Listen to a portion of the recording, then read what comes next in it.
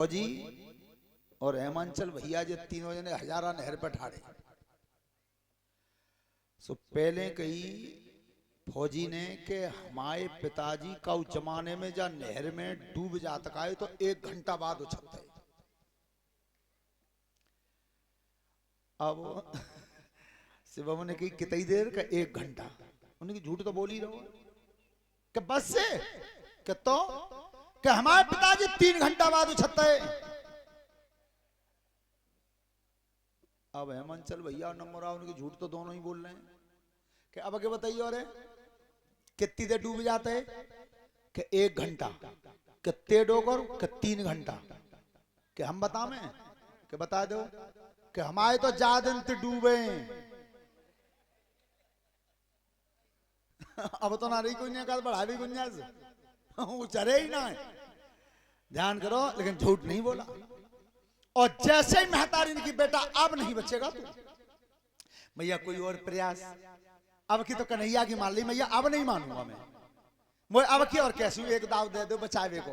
बेटा सुन एक दाव और है अगर अब की बात चूक कर गया तो तेरे बचाने वाला फिर कोई नहीं है। तो सुन तू जल स्तंभन मंत्र जानता है 6 महीने तक पानी में रह सकता है तो तू व्यास सरोवर को चला जा और उस सरोवर में जाकर के छिप जाना।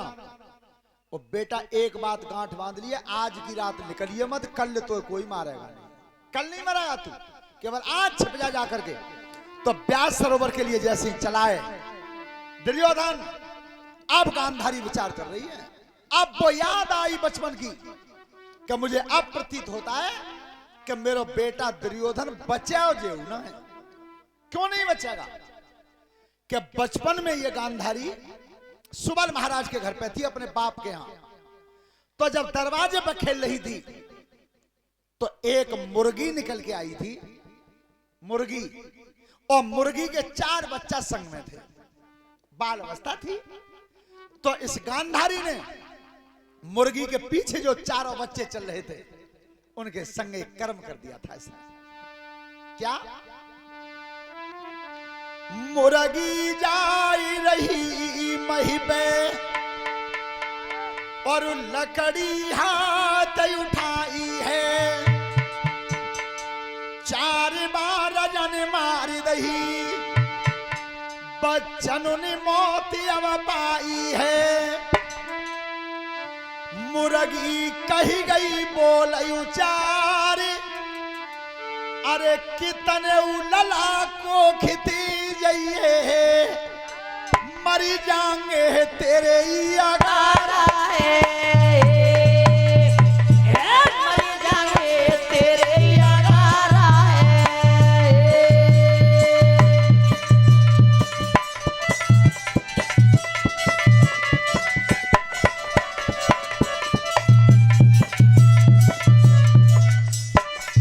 ध्यान रखना दुर्योधन व्यास सरोवर में छिपा। भगवान कृष्ण पांडवों को लेकर के जब ढूंढते हुए आए उस सरोवर पे तब कन्हैया ने कह दिया कि इसमें। ध्यान रखना चतुर कितना था राजनीति का भंडारी था।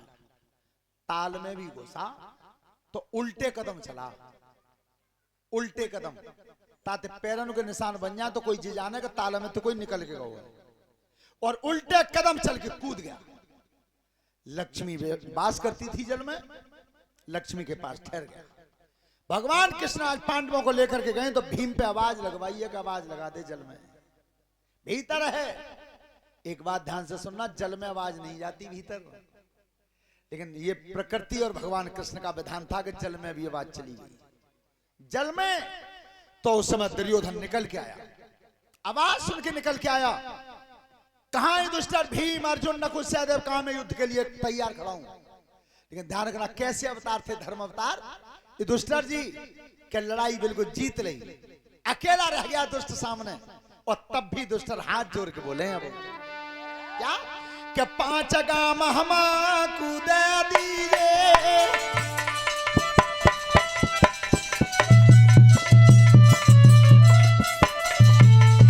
5 गाम हमको दे दीजिए और अपनो छत्र सिंहासन लीजिए।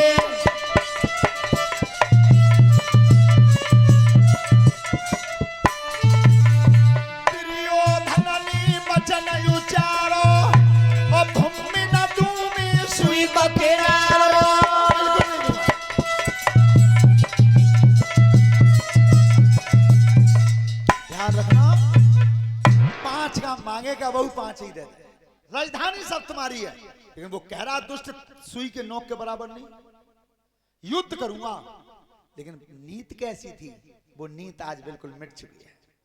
ये दुष्ट कहते हैं भैया तुम लड़ाई चाह रहे हो, हमारे 5 और तुम हो अकेले, लड़ाई को नियम नहीं है। ऐसा करो 2 भैया हम में तो ले लो, 3 तुम हो जाओगे, 3 ही हम हो जाएंगे। तो फिर लड़ाई लड़नी है तो नीति से लड़ लो। अब इतने पे बोला कि मैं और दुश्मन की मदद लेके और लड़ाई जीतूं, ये धर्म नहीं होगा। आज कहिए बा पापी ने का धर्म नहीं होगा। सो युधिष्ठिर के आंखन में आंसू आ गए। अरे भैया दुर्योधन, धर्म शब्द को जानता हो तुम, काहे कहते हैं, पर ये धर्म शब्द तेरे आज मुंह पे आया जरूर, पर भैया बहुत देर हो गई, बहुत देर हो गई। और क्या बोले दुष्टर रोई के, अरे आई तो याद धर्म की, आज अंत समय में आई, और जे याद पहले आई जाती तो होती नहीं।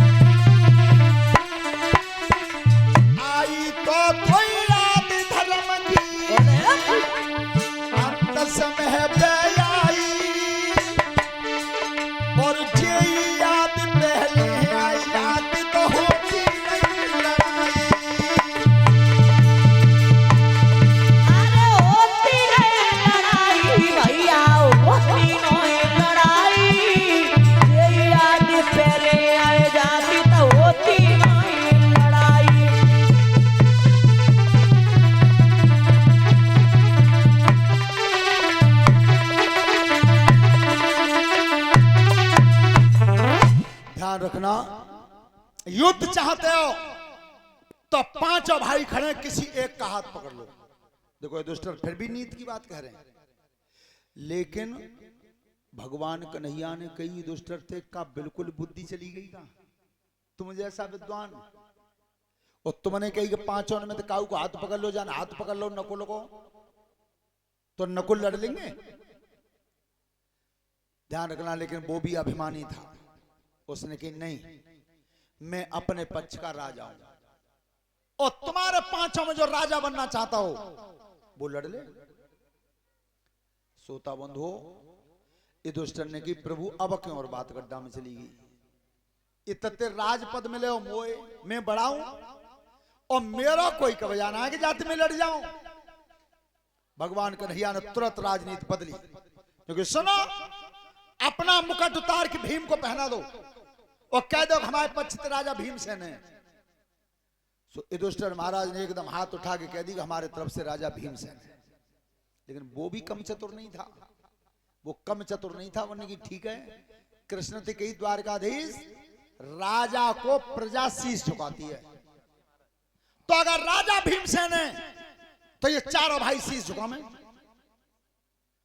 युधिष्ठिर ने की प्रभु अब क्यों ज्यादा बात बढ़ा दी जाने, चूंकि नकुल, सहदेव और अर्जुन जे तो पैर छू ही सकता है भीम के, और मैंने अगर पैर छू लिए तो मैं धर्म अवतार हूं और इसका बड़ा भाई हूं, भीम में आग लग जाएगी।